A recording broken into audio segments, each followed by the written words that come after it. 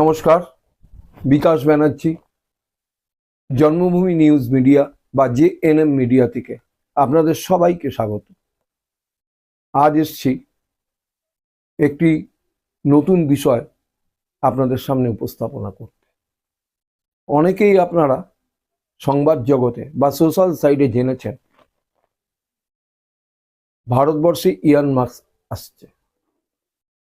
Elon Musk আসছে এর একটা পটভূমিকা তৈরি হচ্ছিল অনেক দিন ধরে।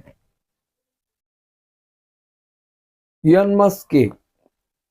ইলন মাস্ক আমেরিকায় ধনসম্পদ আছে সবাই জানে, কিন্তু তারা তার কাজে লাগায়। কিন্তু ভারতবর্ষেও ধনসম্পদ কম ছিল না, কিন্তু ভারতবর্ষ কাজে লাগাতে পারে না।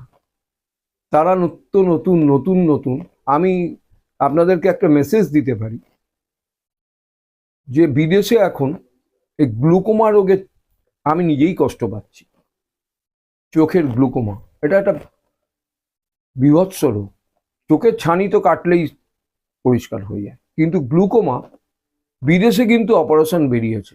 ভারতবর্ষের যে কোনো ডাক্তারের কাছে আমি কর্মসূত্রে হোক জন্মসূত্রে হোক, আমার নিজের পরিবারেও ডাক্তার আছেন, তাদের সবার সাথে আলোচনা করে দেখেছি, তারা সকলেই একমত যে ভারতবর্ষে নাকি অপারেশন সাকসেসফুল নয়, গ্লুকোমার অপারেশন। কিন্তু বিদেশে সাকসেসফুলি গ্লুকোমার অপারেশন হচ্ছে। মানুষ যে এই দৃষ্টিশক্তি তো একটা মানুষের জীবনে ভীষণভাবে দরকার। সেখানে কিছু হোমিওপ্যাথিক ড্রপ বা হোমিওপ্যাথিক ওষুধ বা কিছু আয়ুর্বেদিক ওষুধের হয়তো সাহায্য আমাদের নিতে হচ্ছে, কিন্তু পাকাপাকিভাবে গ্লুকোমা চলে যাচ্ছে না। ডাক্তারদের অভিমত আপনাকে ড্রপ দিয়ে যেতে হবে, আপনাকে ওষুধ খেয়ে যেতে হবে, এইভাবে চলবে এখানকার ডাক্তারদের। ওনারা বলেছেন যেটা আমাকে, বিজ্ঞান এখানে এসে থেমে গেছে। যেখান থেকে ইলন মাস্ক একটা প্লেন আবিষ্কার করেছেন এবং সেই প্লেনটি মাত্র সামান্য কয়েক ঘন্টায় আপনি ভারতবর্ষ থেকে আমেরিকায় পৌঁছাতে পারবেন। কিন্তু ভারতবর্ষে এই ধরনের ইনোভেশন নেই, অথচ ভারতবর্ষের বহু বিজ্ঞানী সে দেশে নাসায় চাকরি করছেন। এই যে ভারতবর্ষের সম্পদ, ভারতবর্ষ কি করছে? অন্য দেশ থেকে নিয়ে আসছে জিনিসপত্র। আমাদের দেশের অনেক ব্যবসায়ীদের নাম আপনারা শুনেছেন, একমাত্র রতন টাটা ছাড়া। রতন টাটা লভ্যাংশের 60 ভাগ খরচা করেন সমাজ সেবায়, 40 ভাগ মুনাফা করেন। আর অন্য ভারতবর্ষের যে 10 সম্পদ, এই নিয়ে একটি চ্যানেল, 10% মানুষের কাছে ভারতবর্ষের 90% মানুষের সম্পদ জমা হয়ে আছে।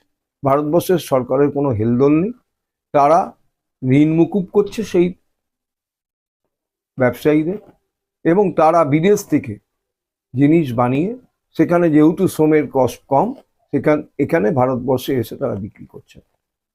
একই জিনিস বাংলাদেশেও ধনকুবের আছে, পাকিস্তানেও ধনকুবের আছে, কিন্তু সেই সব ধনকুবেরদের কখনো সামনে এসে দেশের স্বার্থে কোনো উন্নয়ন করতে দেখা যাচ্ছে না। যা কিছু উন্নয়ন বিদেশি থেকে নিয়ে আসা হচ্ছে, বিদেশ থেকে নিয়ে এসে সেগুলোকে চড়া দামে ভারতবর্ষের মানুষের কাছে বিক্রি করা হচ্ছে। এই নিয়ে একটি চ্যানেল, আমাদের বন্ধু চ্যানেল, তারা বিস্তারিত প্রতিবেদন করেছে। আর মুশকিলটা হচ্ছে যে এখন একটা পিরিয়ড চলছে, যে পিরিয়ডটা একটা ট্রানজিট পিরিয়ড আবার শুরু হলো। কেন যদি বলি, জো বাইডেনরা কিন্তু হেরে গেছেন। জো বাইডেনদের যে দল, তারা হেরেছে, ট্রাম্প আবার নির্বাচিত হয়েছে। কিন্তু মুশকিল হচ্ছে যে ট্রাম্প জানুয়ারির আগে কিন্তু ক্ষমতায় পাচ্ছেন না সে দেশের নিয়ম অনুযায়ী। এই ট্রাম্প কিন্তু ইলন মাস্ককে নিয়ে এগিয়েছেন, এবং ইলন মাস্ক ভারতবর্ষে আসলে, যাদের নিয়ে আজকে আমাদের এত প্রশ্ন আছে, অনেকের প্রশ্ন আছে, আমি জানি না কে কজন কত কি খবর রাখেন, তবে বহু মানুষের কাছে সঙ্গে কথা বলেছি যে আদানি আম্বানির সরকারটা, আদানি আম্বানিদের কিন্তু যদি ধরে রাখে এই সরকার, তাহলে এই সরকারে অস্তিত্বই থাকবে না, এবং সাথে সাথে আদানি আম্বানিদের অস্তিত্বটা অনেকাংশে হ্রাস পাবে। এই 10% মাত্র মানুষের কাছে, 90% সম্পদ ভারতবর্ষকে ক্রমশ হীন বলি করে তুলেছে। ভারতবর্ষের সাধারণ মানুষের জনজাতির বা জনজীবনযাত্রা প্রচণ্ডভাবে ক্ষতিগ্রস্ত হচ্ছে। আপনারা দেখতেই পাচ্ছেন মণিপুরে কি হচ্ছে, আপনারা দেখতেই পাচ্ছেন আজকে ইলেকশনের প্রাককালে ঝাড়খণ্ড এবং মহারাষ্ট্রের প্রাককালে সেখানে ইলেকশন কমিশন চুপ, সেখানে টাকা উঠছে। অথচ ইলেকশন কমিশনের রুল, যে মডেল কোড অফ কন্ডাক্ট, সেটাকে ভেঙে একটা দল রাজনীতি করে যাচ্ছে, অকাতরে টাকা বেরোচ্ছে। এমনকি মহারাষ্ট্রের ইলেকশনে 250 কিলো মাটন বিলি হচ্ছে যাতে। এবং আরেকটা জিনিস এই সঙ্গে খুব দেখা দিয়েছে, যে জাতপাতের লড়াই, হিন্দু মুসলমান খ্রিস্টান, এই জাতপাতের লড়াইটা ক্রমশ ক্রমশ ক্রমশ ক্রমশ মানুষের মনে দানা বেঁধে উঠছে। আপনাদের একটা ছোট্ট ঘটনা বলে এই প্রতিবেদনটা করব। আমি পরশুদিনকেই আমার পাড়ার একটি দোকানে গিয়েছিলাম। তারা এই রাজ্যের শাসক দলকেই ভোট দেয়। একজন ভদ্রলোক এসে দাঁড়িয়ে বললেন, আর কিছু করা যাবে না, আর এদের ভোট দেওয়া যাবে না। যে হারে অন্য একটি পক্ষ, একটা কমিউনিটি বেড়ে যাচ্ছে, তাহলে কোথায় বেড়ে গেল? আমি খালি মাঝখানে প্রশ্ন করলাম। ভোট তো ছাড়ুন, আপনি যে দলকে দেন, আমি সেই নিয়ে কিছু বলছি না। তারা এতদিন তাদের বক্তব্য হচ্ছে সরকারি দলকে তারা ভোট দিত, এখানকার সরকারি দলকে। এখন আর তারা দেওয়া যাবে না। কেন না? একটা সম্প্রদায় নাকি বেড়ে যাচ্ছে। কি? কার্তিক পুজোকে নিয়ে বেলডাঙার গন্ডগোলটা বললেন না? আপনি ঘটনাটা জানেন কি হয়েছে? ঘটনাটা কি হয়েছিল?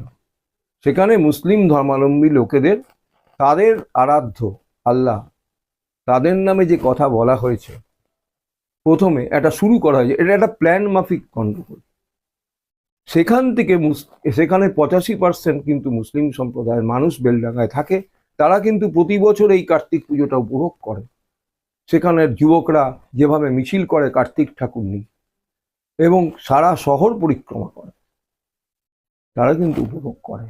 সেখানে একটা রায়ট বাঁধিয়ে, লড়াই বাঁধিয়ে, এই যে ভারতবর্ষ জুড়ে এই চলছে, এতে ভারতবর্ষের মানুষ ক্ষতিগ্রস্ত হচ্ছে এবং ভারতবর্ষের উন্নয়ন কিন্তু হচ্ছে না।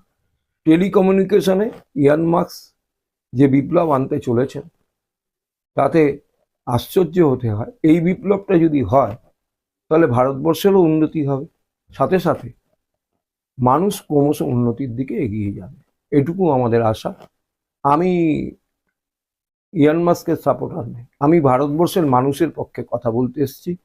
আমি আদানি আম্বানিদেরও সাপোর্টার নেই, তাদের পক্ষেও বলতে আসেনি, বিপক্ষেও বলতে আসেনি। কিন্তু মূল সমস্যাটা কোথায়, সেই সমস্যায় যদি আপনারা আলোকপাত করেন, তাহলে দেখতে পাবে যে মূল সমস্যাটা আমাদের দেশের সরকার মানুষের কাছে ট্যাক্স নিতে আছে, কিন্তু তাদের উন্নয়ন প্রকল্পে দেশের সরকার আমাকে একটা কাজও তারা দেখাতে পারবে না। যাই হোক, প্রতিবেদন দীর্ঘায়িত করব না, আপনাদের মতামতের আশায় রইলাম। আপনারা নিঃসন্দেহে মতামত দেবেন কমেন্টস বক্সে, এবং আমাদের চ্যানেলটিকে সাবস্ক্রাইব করুন, লাইক করুন, কমেন্টস করুন এবং শেয়ার করে আরও মানুষের মধ্যে ছড়িয়ে দিন। সবাই সুস্থ থাকুন, ভালো থাকুন, নমস্কার।